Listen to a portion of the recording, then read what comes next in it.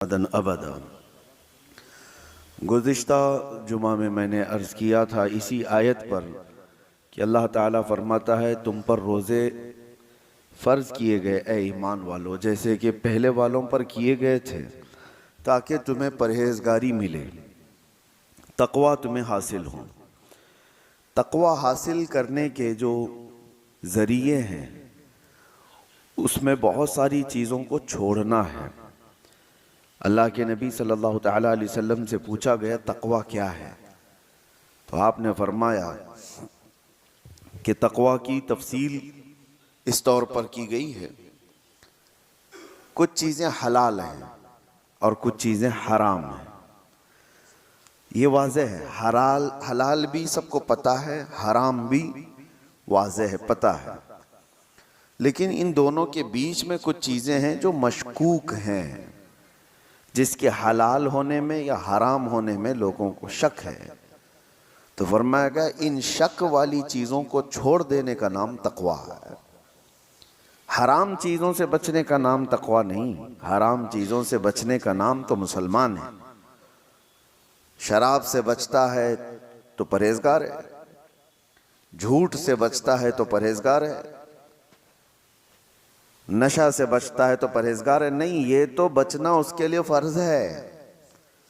यह हराम चीज़ों से तो बचना ज़रूरी है, लेकिन कुछ ऐसी चीज़ें जो शुबह वाली हैं, पता नहीं कि हलाल है कि हराम है, उन चीज़ों को भी छोड़ देने का नाम तक़वा है। अब हमारे आदतों में से बहुत सारी चीज़ें ऐसी लग गई जिसका एहसास ही नहीं, और वो करते चले जाते हैं और उसके वबाल का अंदाज़ा नहीं हमें है। बसा औक़ात उसको नॉर्मल समझ करके हम चलते रहते हैं। सबसे बड़ी तबाहियों में हमारे जिस्म से जो होती हैं, ज़ुबान की तबाही है। तक़वा के हासिल करने में मेन रुकावट बन जाती है ज़ुबान। ज़ुबान जितना कुछ करती है उतना दूसरे आज़ा नहीं करते। इसीलिए फरमाया गया कि सुबह उठते ही सारे आज़ा, हमारे जितने जिस्म के पार्ट्स हैं, ये सब ज़ुबान से पनाह मांगते हैं कि तू अगर सलामत रही, खामोश रही, तो हम सब सलामत रहेंगे, और अगर तू बहक गई तो मार हमको भी पड़ती है। ज़ुबान से गाली किसी को दिया, लेकिन कोई ज़ुबान को नहीं मारता, दूसरी जगह पड़ती है।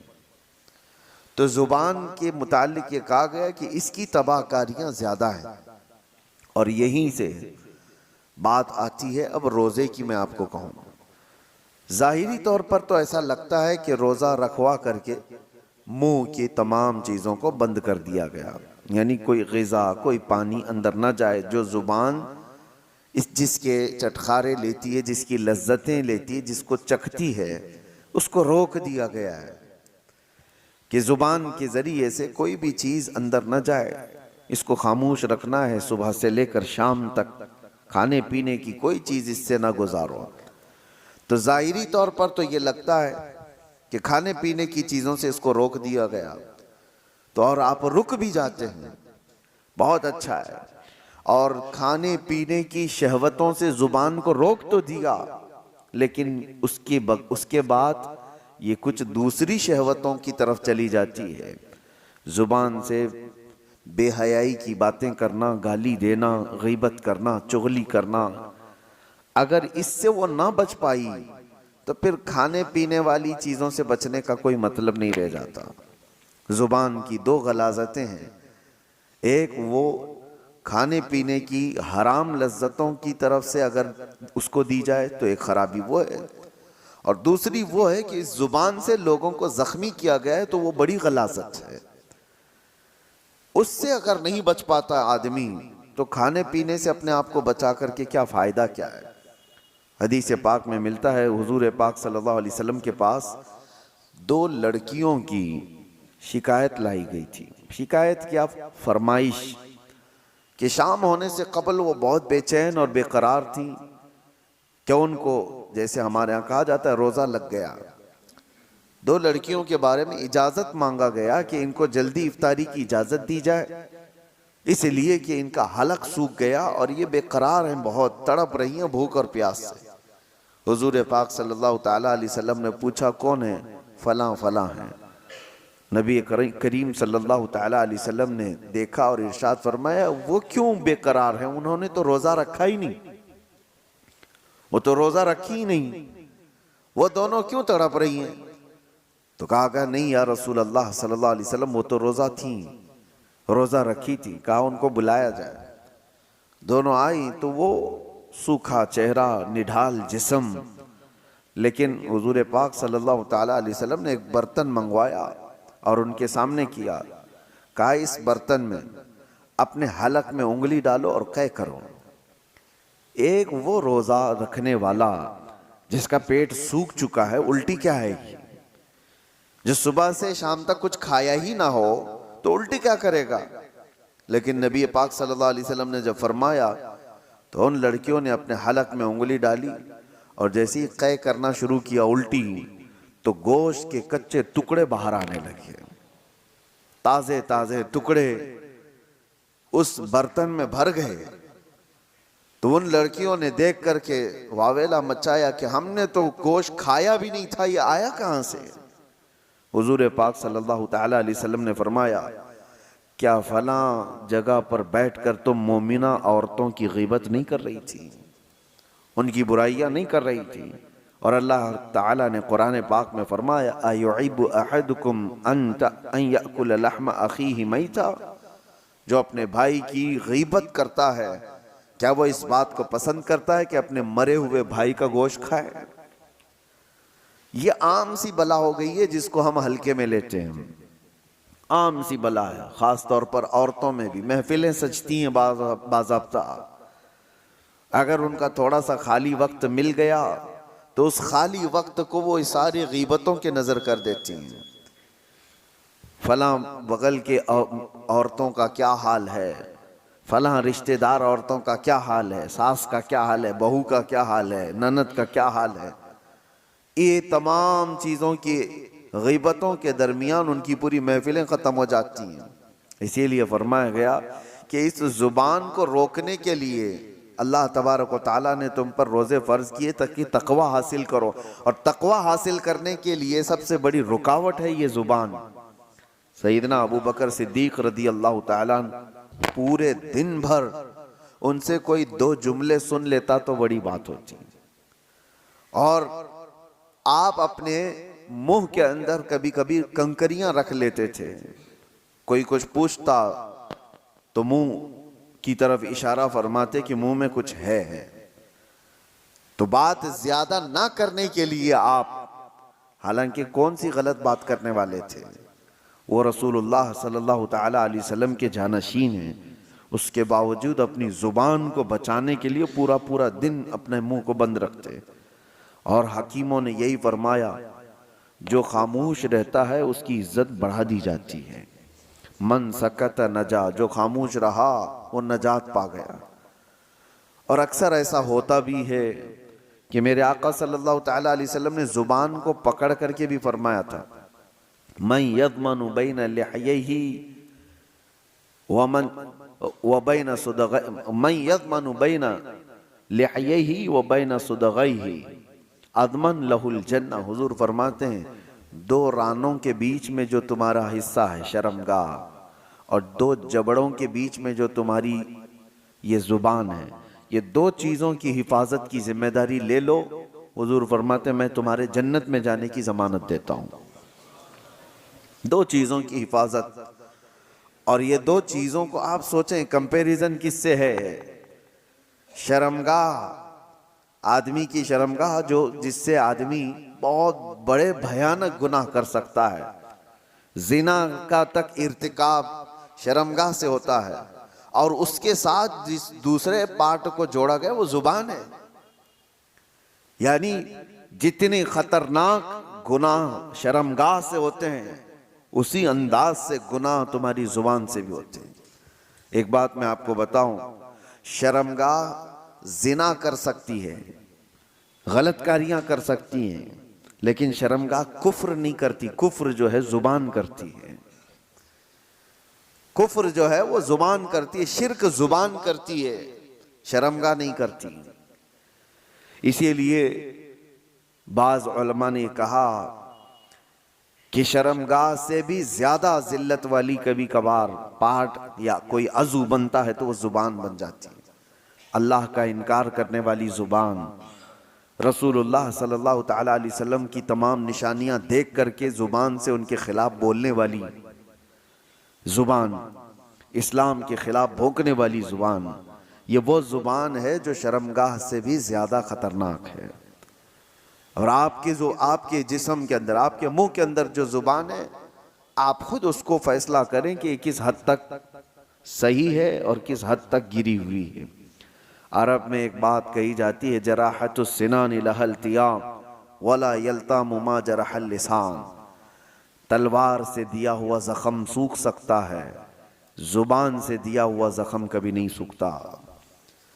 जिसको जुबान से आपने कभी तान और तशनी किया, गाली दिया है, उसके दिल को छलनी किया है, वो बरसों तक उसका जख्म दिल के अंदर रहेगा, वो मुंदमिल नहीं होता। चाकू से काटा हुआ जख्म थोड़े दिनों के बाद सही हो जाता है।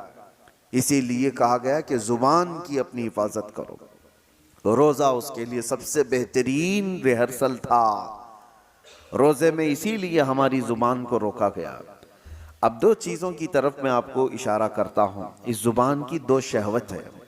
शहवत क्या है? बुराइयों की ख्वाहिश। इसकी दो शहवतें हैं। एक खाने पीने की शहवत जुबान के अंदर है, यानी इसको जो चटखारे लगे हैं ना, जो लज्जतें लगी हैं, उससे कम पर ये राजी नहीं होती। जो तुमने लजीज चीजों की इसको आदत डाली, उससे कम पर यह राजी नहीं होती। यही तो बात है कि बच्चे आज घर में कुछ सब्जी बना दो, देखो फिर कैसे बवाल करते हैं। ये क्या है? खाना है कोई? निकल गए, क्योंकि जुबान को उन्होंने किसी लज्जत की आदी बना दिया। उनको बगैर वो चीज के मिले हुए, उससे भी बढ़ करके जो लोग शराब की लज्जत इसको दे चुके हैं, वो उससे कम पर भी राजी नहीं होती। क्यों नहीं छूटती शराब लोगों की? इसलिए कि जुबान की शहवत है। और ये जुबान की शहवत पर जब बंदा कंट्रोल नहीं करता, तो वक्त ऐसा आ जाता है कि फिर वो हराम भी नहीं देखती, हलाल भी नहीं देखती। यही तो बात है। लोग आज जिस तरह से बाहर खा रहे हैं, जो मिले वो सब खा रहे हैं। उनको नॉनवेज चाहिए, तो ये देखना भी नहीं है कि हलाल है कि हराम है, बस जुबान को उसकी लज्जत चाहिए। आज तो इतना कॉमन हो गया, मैंने इससे कबल शायद आपके दरमियान ही बयान किया या तफसीर में अर्ज किया था कि रिज्क की कितनी ज्यादा अहमियत इस्लाम में दी गई है कि तुम्हें अल्लाह ने पाक चीजों पर रखा है। इसलिए कि रिज्क जब खराब जिस्म के अंदर जाता है, तो सिर्फ तुम्हारे आमाल खराब नहीं होते, तुम्हारी नस्ल भी खराब होती है। सिर्फ तुम्हारे आमाल तक नहीं रहता, तुम्हारी नस्ल तक भी जाता है। तो ये आज जो दौर है, पूरी दुनिया तुमको हराम परोसने के पीछे लगी हुई है। अरे खिंजीर का गोश्त तक परोस दिया जाता है। और लोग, अब वो तहकीक वाले लोग नहीं रह गए, जो मिल गया वो खा लिए। पहले तो ये होता था कि हम अपनी नॉनवेज चीजें, गोश्त वगैरह की चीजें कहीं भी चलते फिरते नहीं ले लेते थे। मुतय्यन जगह से, जहां से हमें यकीन हो कि अल्लाह के नाम पर ज़बह किया हुआ हो, तो वो हम खा लेते। लेकिन आज उसका एहतमाम लोगों ने बंद कर रखा है। और अब हमारे यहाँ तो हलाल सर्टिफिकेट पर तो वैसी भी पाबंदी लगा दी जा रही है। और जो लोग देते थे उनका भी कोई भरोसा नहीं था कि ये हलाल किस तरफ से कहा जा रहा है। मैंने सुना घर बैठे लोग अब नई नई कंपनियों से ऑर्डर कर देते हैं। याद रखना, उनके हलाल होने का कोई यकीन नहीं। घर बैठे लोग आसानी के लिए 5 मिनट में, 10 मिनट में डिलीवरी बॉय आएगा और दे करके चला जाएगा। मार्केट में मिलने वाली फ्रोजन चीजें जो रेडीमेड होती हैं, उठा करके लाया और उसको फ्राई किया और खिलाया, खुद भी खाया और बच्चों को भी खिलाया। जबकि वो हराम अगर हो तो मेरे अजीजों, आपने पूरे घर को तबाह बर्बाद किया है। अपनी औलाद को हराम खिलाया। आप कमाने में तो बहुत हराम हलाल देख करके कमा रहे थे कि किसी को झूठ बोलकर नहीं कमाऊं, धोखा देकर ना कमाऊं, कोई हराम रोजी घर पे आने ना दूं। तुम्हारे पास हलाल पैसे थे लेकिन हलाल पैसों से खरीदा हराम रोजी, तो ये कहां आकर के गिर गए। ये सब की सब चीजें हैं, ये जुबान की लज्जतें हैं जो बंदे को ये सब करा देती हैं। खाने की ऐसी लत पड़ी हुई है, नौजवान ढूंढते रहे कहीं ना कहीं ये पिज्जे बर्गर मिल जाएं, और जहां मिला खा लिया, क्योंकि उसकी लज्जत इसको जुबान को मिली, इससे कम में नहीं हो सकता।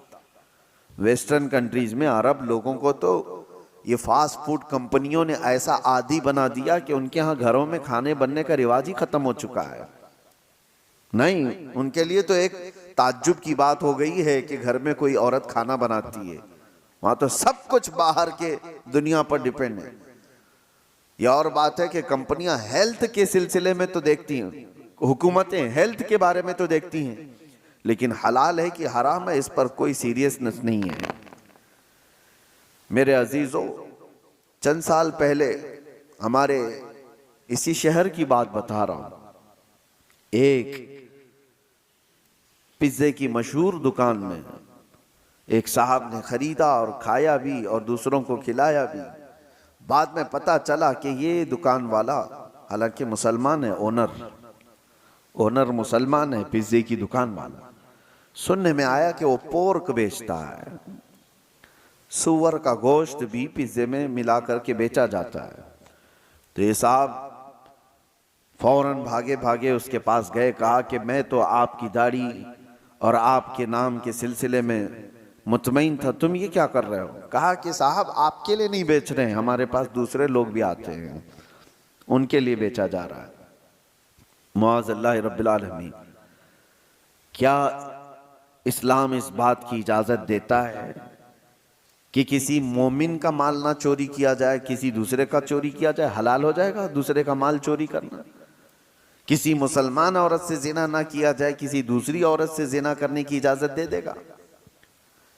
आपको जब खिंजीर अल्लाह ताला ने कुरान में हराम फरमाया तो उसका खाना तो छोड़ें, उसका उठाना, उसका देना, उसकी तरफ इशारा करना, सब कुछ हराम होगा।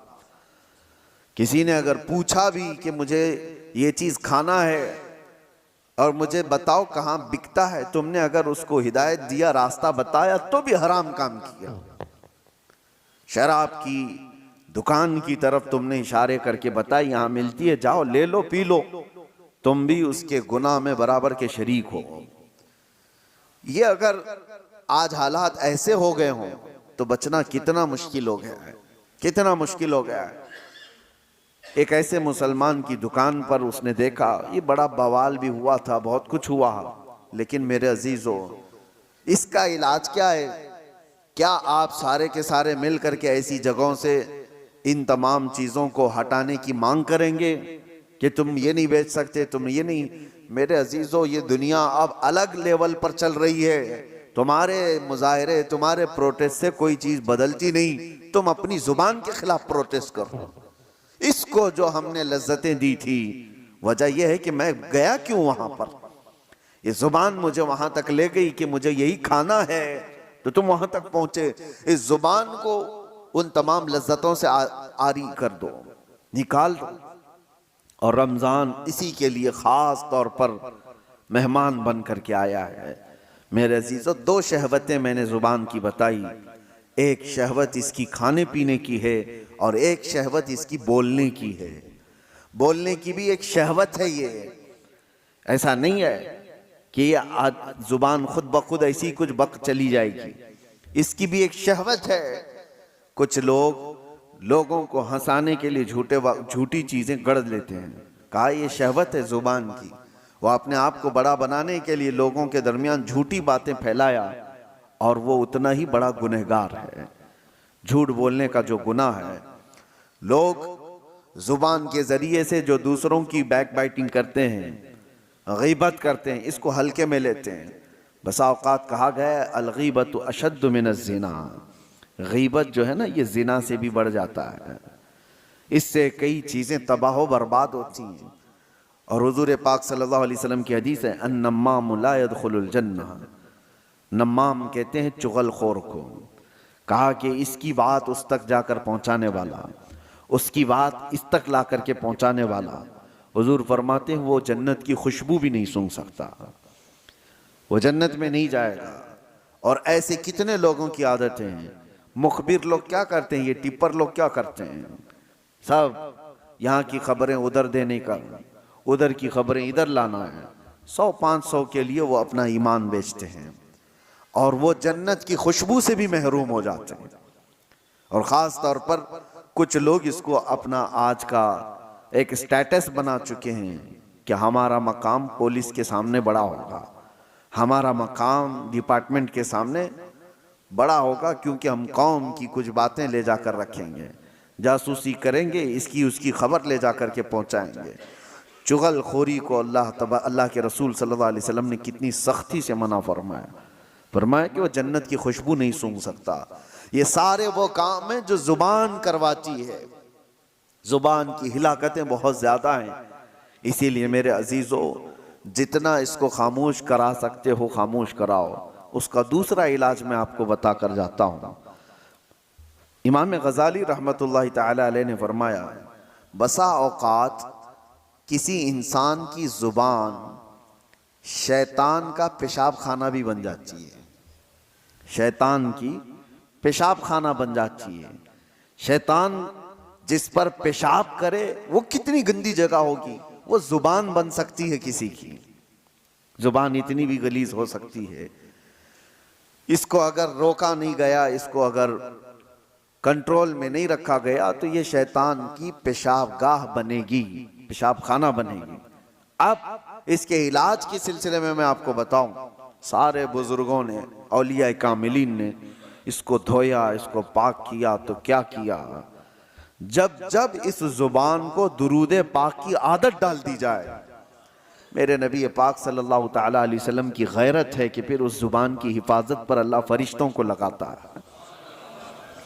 अब इस जुबान को बचाओ। ये कसरत से नबी पाक सल्लल्लाहु अलैहि वसल्लम पर दुरूद भेजती है। अल्लाह का जिक्र करने वाली जुबान, मेरे अजीजों, अल्लाह तबारक व तआला उस जुबान की हिफाजत करेगा। अभी देखें, ये रब ताला का एहसान ही तो है, खाने पीने से अल्लाह ने हमारी जुबान को बचा कर रखा। ये हिफाजत तो हो रही है। हराम तो हराम, हम हलाल भी नहीं खा रहे हैं, दिन भर हलाल चीजें भी नहीं खा रहे हैं। अल्लाह ने इसको रोक कर रखा है। ये उसका एहसान है, उसका करम है, जो हमें परहेजगार बनाना चाहता है, हमें तकवा देना चाहता है, तो बचा कर रखा।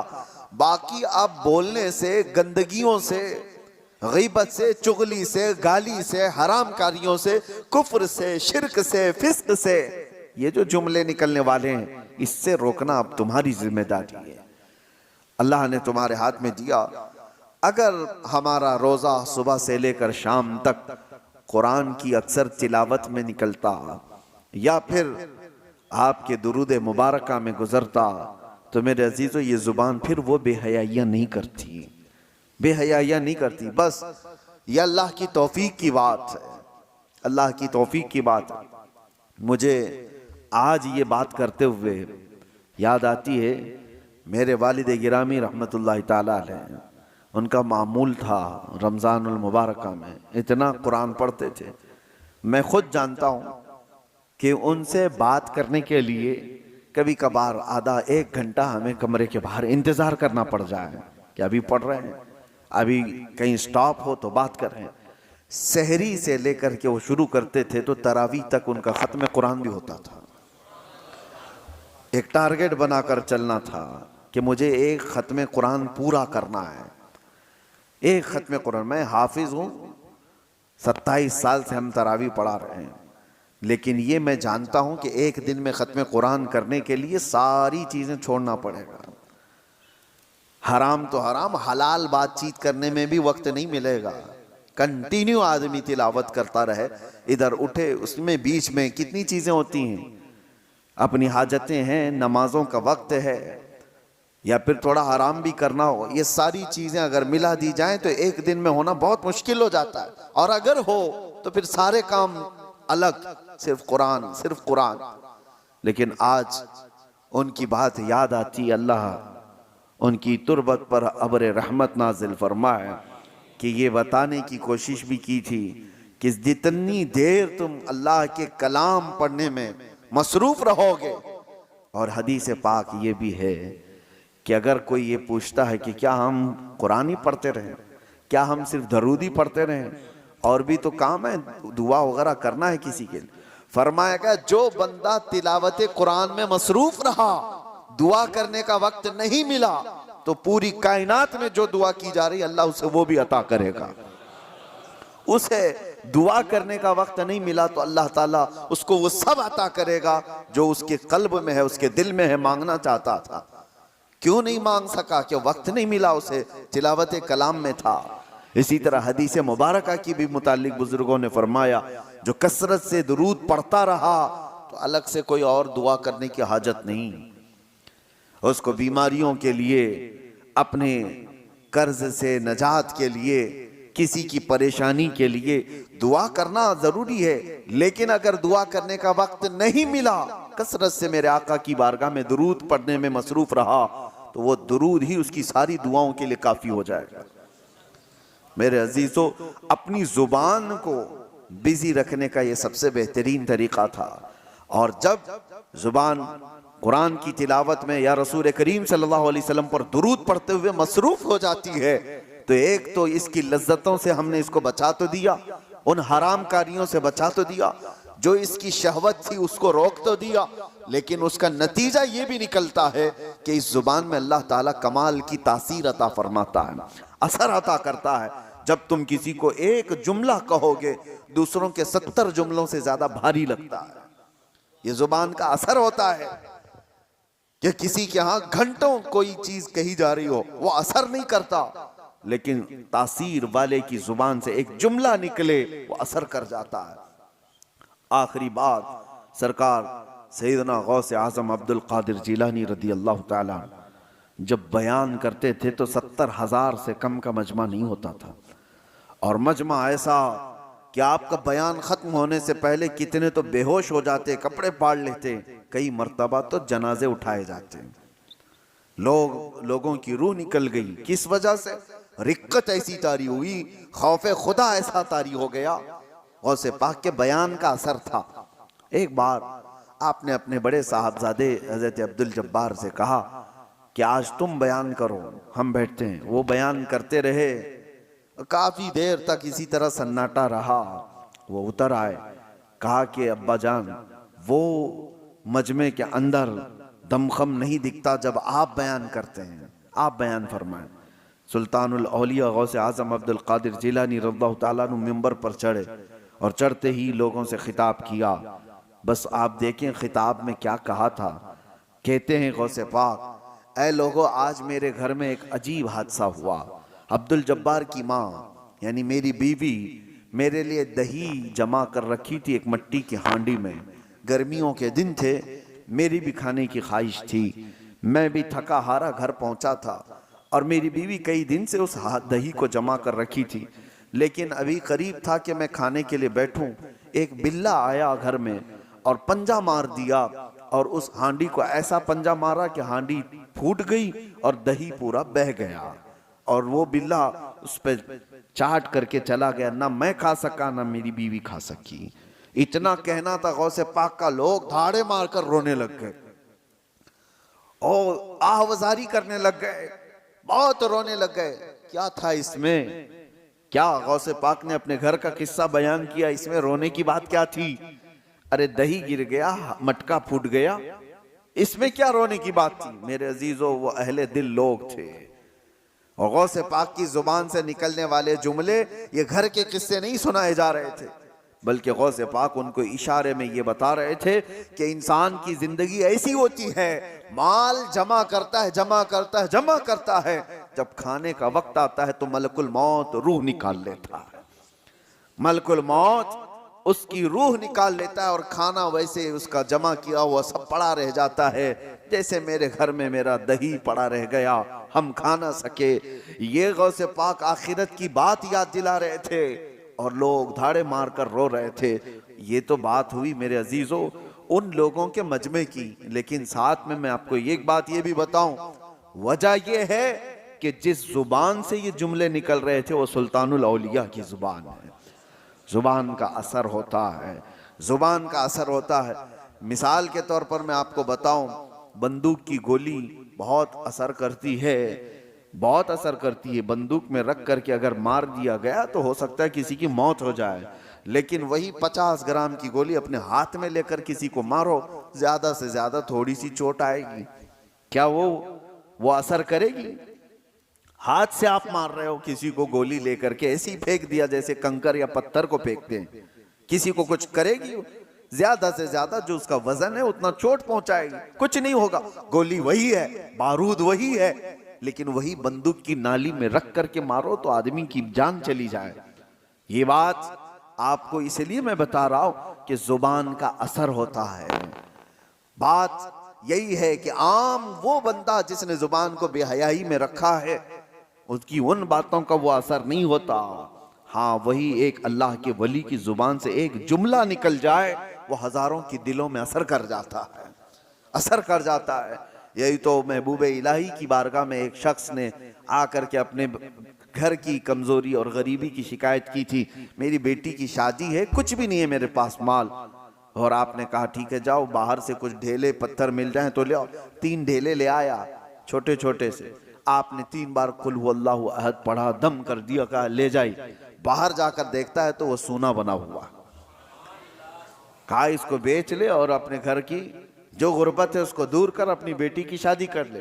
जाहिर सी बात है, वो तो 3 टुकड़े सोने के ले गया, कंकरियां जो भी थी, शादी हो गई सारी चीजें, लेकिन फार्मूला तो हाथ में मिला था। मट्टी को, ढेले को सोना कैसे बनाया जाता है उसने तो सामने खड़े खड़े देखा था, और उसके बाद घर में बहुत बड़े बड़े ढेले जमा कर लिया, बड़े बड़े पत्थर ला करके बैठा, और उसके बाद वही कुल हुवल्लाहु अहद पढ़ना शुरू किया। 3 बार पढ़ा, फूंक मारा, 3 बार पढ़ा, फूंक मारा, वो ढेला ढेला ही, वो पत्थर वैसा ही। उसने सोचा फिर क्या पढ़ा था उन्होंने, 1000 बार पढ़ लिया, वो कुछ नहीं बदला। दूसरे दिन वो आया, महबूब इलाही से पूछा कि आपने उस दिन मुझे जो ढेले को सोना बना के दिया, क्या पढ़ के दिया था? कहा कुल हुवल्लाहु अहद का सूरा 3 बार। कहा मैं तो 1000 बार पढ़ा, वो ढेले बदल ही नहीं रहे। तब आपने फरमाया तू जिस जुबान से पढ़ रहा है वो और है, मैं जिस जुबान से पढ़ रहा हूं वो और है। जुबान का असर होता है मेरे अजीजों।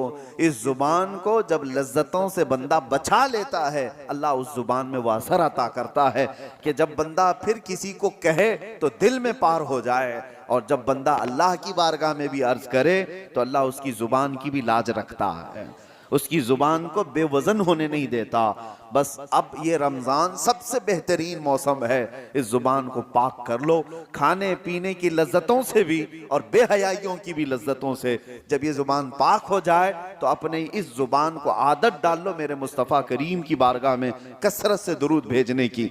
और एक बात मैं बताकर रुखसत होता हूँ, हजरत सैयदना सुलेमान जजूली रहमतुल्लाह ताला अलैह बहुत पाए के बुजुर्ग हैं जिन्होंने दलाइलुल खैरात शरीफ लिखी है। दलाइलुल खैरात दुरूदों के मजमुए का एक ऐसा हिस्सा पूरी दुनिया में आज मशहूर है, जितने दुरूद थे सबको उन्होंने जमा किया। और दलाइलुल खैरात पढ़ पढ़ करके कितने वो लोग हैं जिनको अल्लाह ने विलायत अता फरमाई, अल्लाह के वली बन गए।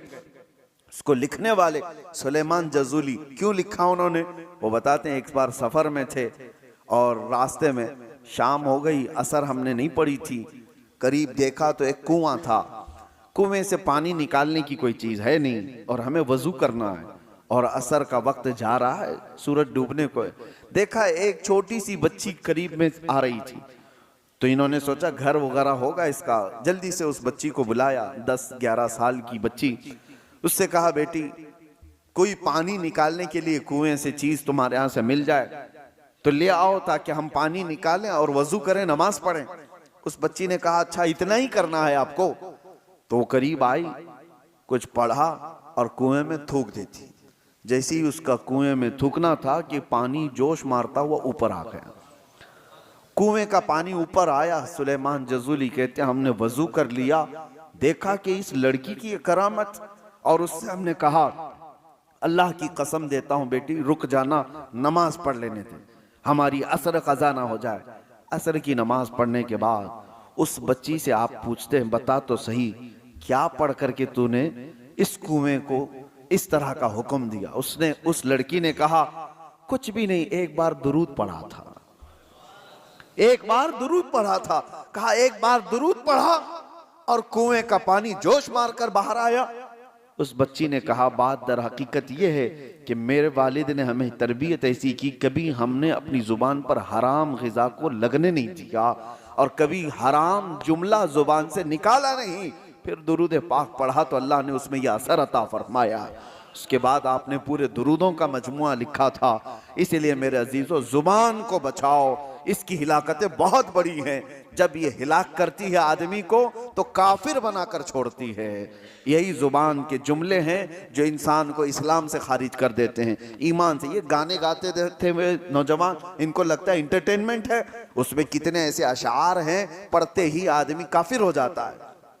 खुदा के खिलाफ गानों के जरिए से तुम्हारी जुबान पर लगा दिए गए कि बंदा वो गुनगुना रहा है और काफिर हो गया।